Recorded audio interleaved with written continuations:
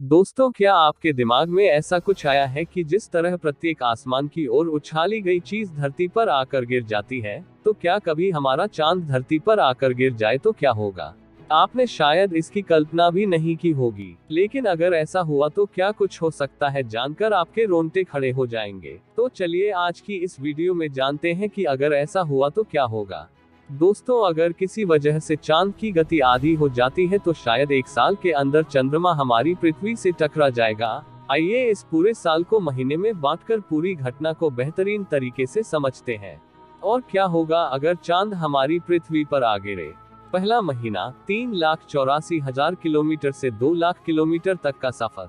हमारी पृथ्वी से चंद्रमा की दूरी अभी 3,84,400 किलोमीटर है। अब चंद्रमा पृथ्वी की तरफ आने लगेगा तो कुछ दिन तक आप समझ नहीं पाएंगे कि वो पृथ्वी के नजदीक आ रहा है, क्योंकि तब इंसान को सब कुछ नॉर्मल ही लगेगा। लेकिन महीने भर में आपको बहुत कुछ बदला हुआ नजर आएगा, और जो आपको सबसे बड़ा बदलाव दिखाई देगा वो होगा समुद्र में उठने वाली लहरें। इनकी ऊंचाइयां बढ़ती चली जाएगी। जिस तरह से हमारी पृथ्वी चांद को अपनी तरफ खींचती है, उसी तरह चंद्रमा के गुरुत्वाकर्षण के बल का प्रभाव भी पृथ्वी पर होता है, और ये प्रभाव सबसे ज्यादा तरल पानी के महासागरों पर देखा जाता है। पृथ्वी का जो भाग चंद्रमा की तरफ होता है, उस भाग में एक उभार आ जाता है जिसे हम ज्वारीय भार कहते हैं, और पृथ्वी का जो भाग चंद्रमा से दूर होता है, उस भाग में संकुचन देखा जाता है। अब पृथ्वी 24 घंटे में अपनी धुरी पर एक चक्कर पूरा कर लेती है, यानी पृथ्वी का जो भाग चंद्रमा के ओर है उसमें लगातार बदलाव आता रहता है, और इस वजह से दुनिया भर के समुद्रों में पानी का स्तर रोजाना 1 मिलीलीटर या तो बढ़ता है या फिर घट जाता है।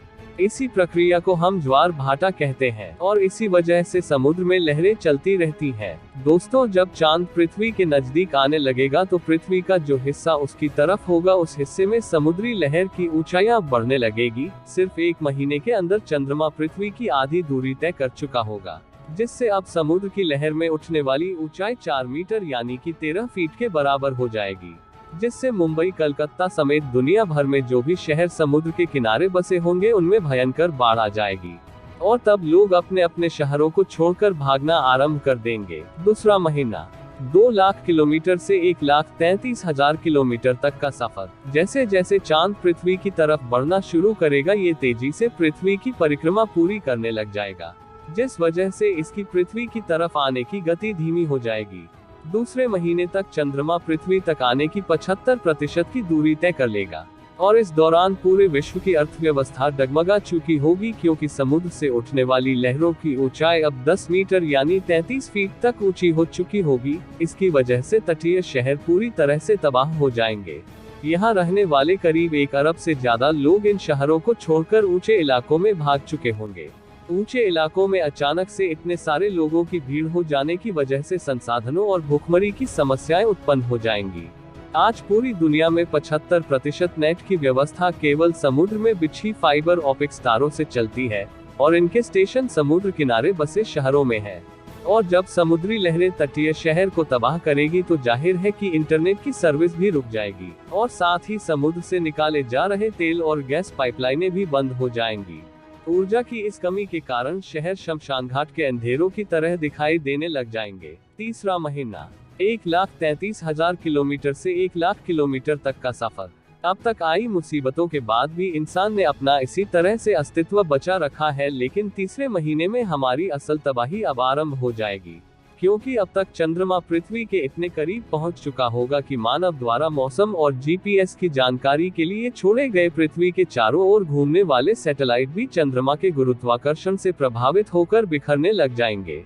महासागरों का फैलाव इतना बढ़ चुका होगा कि न केवल समुद्री शहर बल्कि उससे हजारों किलोमीटर दूर बसे शहर भी डूबने लगेंगे। बढ़ते समुद्री भूमि के जल को भी प्रभावित करेंगे, जिस कारण पृथ्वी से मीठे पानी के भंडार पूरी तरह से खत्म होना आरंभ हो जाएंगे। हर स्थान पर खारा और अशुद्ध पानी रह जाएगा। चौथा और पांचवा महीना, 1,00,000 किलोमीटर से 60,000 किलोमीटर तक का सफर। इस समय तक पृथ्वी पर समुद्री लहरों की ऊंचाई 30 मीटर से 100 मीटर तक बढ़ चुकी होगी। पृथ्वी का जो हिस्सा चंद्रमा की ओर होगा वो पूरी तरह से तबाह हो चुका होगा। पृथ्वी से अब सभी प्रकार के जीवों का खात्मा शुरू हो जाएगा। अब चंद्रमा के गुरुत्वाकर्षण का प्रभाव समुद्रों से बढ़कर पृथ्वी के बाहरी परत की ऊंची चट्टानों को भी तोड़ने लग जाएगा। पूरी पृथ्वी पर लगातार महाभूकंप आते रहेंगे और साथ ही भारी संख्या में ज्वालामुखी पृथ्वी पर फूटना आरंभ हो जाएंगे। हालांकि चंद्रमा पर तो पृथ्वी के गुरुत्वाकर्षण बल का प्रभाव और भी भयानक होगा, लेकिन चांद तो पहले से ही वीरान है, इसलिए वहां तबाही कोई खास मायने नहीं रखती। 5वां, 6ठा और 7वां महीना। 60,000 किलोमीटर से 40,000 किलोमीटर तक का सफर। लगभग आधे साल के अंदर चंद्रमा पृथ्वी के जियोसिंक्रोनस ऑर्बिट में कदम रख चुका होगा। तब चंद्रमा एक दिन से कम समय में पृथ्वी का चक्कर लगा सकता है, जिसकी वजह से समुद्र की लहरें ऊपर उठने के बजाय चंद्रमा के साथ साथ पृथ्वी के चारों ओर घूमने लग जाएंगी।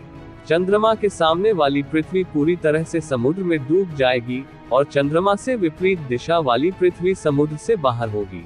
पृथ्वी के जोरदार गुरुत्वाकर्षण बल के कारण चंद्रमा का स्वरूप भी बदलने लगेगा। चंद्रमा का जो हिस्सा पृथ्वी की तरफ होगा वो खींचने लगेगा, जिसकी वजह से चंद्रमा गोल न होकर किसी अंडे जैसा आकार वाला दिखाई देने लगेगा। 8वें से 11वां महीना यानी 40,000 किलोमीटर से 10,000 किलोमीटर तक का सफर। इस समय चंद्रमा हमें काफी ज्यादा विशाल दिखाई देने लगेगा। इस समय पृथ्वी पर केवल चारों ओर बहता हुआ पानी होगा और अब तक पृथ्वी से सभी जीव समाप्त हो चुके होंगे।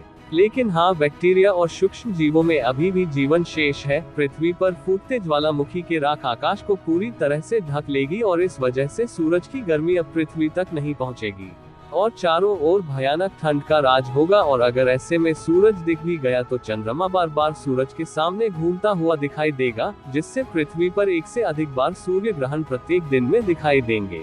अभी हमारे ग्रह पर हर तरफ पानी ही पानी होगा, लेकिन हमारी पृथ्वी अब तक एक नरक के रूप में बदल चुकी होगी, जहां जीवन किसी भी हाल में पनप नहीं सकता। 12वां महीना। 10,000 किलोमीटर से लेकर पृथ्वी से टकराने तक का सफर बहुत भयानक होगा। अब चंद्रमा आखिरी महीने में पृथ्वी के करीब पहुंच जाएगा और यहां से चंद्रमा का गुरुत्वाकर्षण इतना ज्यादा होगा कि चंद्रमा एक स्थिर रूप में नहीं रह पाएगा। यहां पहुंचकर चंद्रमा एक भयानक विस्फोट के साथ नष्ट हो जाएगा और लाखों टुकड़ों में बट जाएगा। अब इसके टुकड़े पृथ्वी के चारों ओर कुछ इस तरह से घूमने लगेंगे, जो कि शनि ग्रह के छल्लों की तरह आपको दिखाई देंगे। चंद्रमा के इतने ज्यादा टुकड़ों में बट जाने से उसका गुरुत्वाकर्षण भी बढ़ जाएगा और इससे पृथ्वी पर जो विनाश चल रहा था वो भी थम जाएगा। समुद्र शांत होकर एक बार फिर अपनी जगह लौट जाएंगे। छोटे टुकड़ों में बट जाने की वजह से चंद्रमा के कदम भी अब ठहर चुके होंगे, लेकिन चंद्रमा के टुकड़े लगातार अभी भी पृथ्वी पर गिरने लगेंगे और गर्म राख की बारिश पृथ्वी के समुद्र को उबालती रहेगी। अगर इतना बड़ा विनाश झेलने के बाद भी कोई इंसान पृथ्वी पर बच गया, तब भी फिर से जीवन शुरू करना आसान नहीं होगा, क्योंकि चंद्रमा के नष्ट होने की वजह से पृथ्वी अपनी कक्षा में असंतुलित हो जाएगी, जिससे पृथ्वी पर ऋतुओं और मौसम का बदलाव नहीं हो पाएगा। फिर कहीं बहुत ज्यादा गर्मी तो कहीं बहुत ज्यादा ठंड बनी रहेगी, लेकिन बाद में पृथ्वी के हालातों में सुधार होना आरंभ होगा। लेकिन इससे पूरी पृथ्वी तो नहीं, लेकिन उसका कुछ हिस्सा फिर से जीवन जीने लायक हो जाएगा। लेकिन चंद्रमा के नष्ट होते ही इसका गुरुत्वाकर्षण बल न होने के कारण पृथ्वी समय समय पर अपने ध्रुवों से पलटती रहेगी, जिसकी वजह से इंसानों जैसे जटिल जीवन के बजाय पृथ्वी केवल सूक्ष्म जीवों का ग्रह बनकर रह जाएगी। तो दोस्तों, आज की वीडियो में बस इतना ही। उम्मीद है कि आपको वीडियो पसंद आई होगी। अगर हाँ तो वीडियो को लाइक और चैनल को सब्सक्राइब जरूर करें। मिलते हैं फिर से ऐसी ही मजेदार वीडियो में, तब तक के लिए जय हिंद, जय भारत।